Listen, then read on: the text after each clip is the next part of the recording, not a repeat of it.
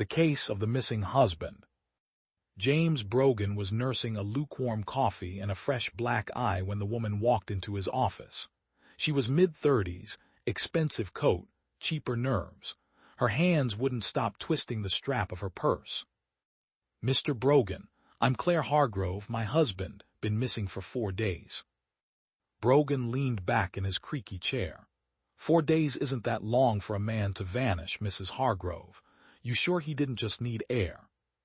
She slid a photo across the desk. Handsome guy, late 30s, winning smile, the kind of face that sold timeshares or moved pharmaceutical samples. Richard Hargrove, regional sales manager for a medical supply company. "He's not the type to disappear," she said. "No gambling, no drinking problem, no secret second family, at least I don't think so. But he's been acting strange the last few weeks. Distant. Coming home late. Said it was work stress." Brogan took the case. The retainer helped. His landlord had started leaving passive-aggressive notes about rent. First stop, Richard's office. The receptionist looked like she'd rather be anywhere else. "Mr. Hargrove, he took some personal time, said he had family stuff." "Funny," Brogan said. "His wife thinks he's missing." The receptionist shrugged. "Not my department." Brogan flashed his most charming and slightly bruised smile. "Help a guy out. Where does he usually go when he's stressed?" She hesitated, then scribbled an address on a sticky note. A motel on the edge of town. The kind that rented by the hour and asked no questions. The motel manager was a walking cliché with a cigar and a bad toupee. "Yeah, Hargrove been here, room 17, paid cash for a week. Haven't seen him in 2 days, though." Brogan slipped him $50. "Mind if I take a look?" The room was a disaster.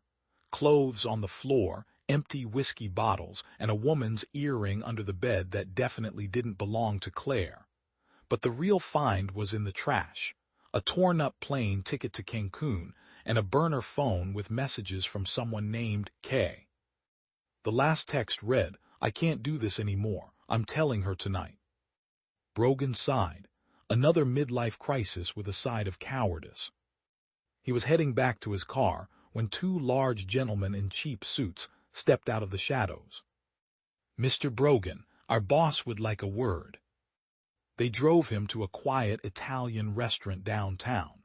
A silver-haired man in an expensive suit sat at a corner table.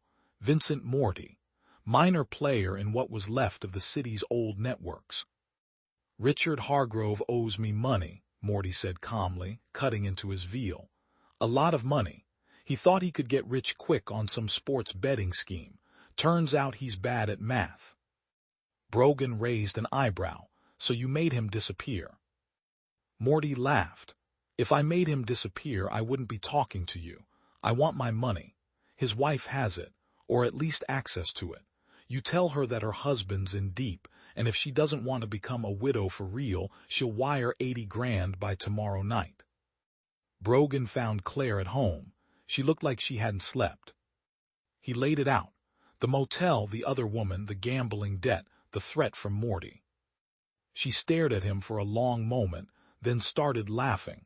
Not the reaction he expected. "You poor bastard," she said, wiping her eyes. "You actually believed me."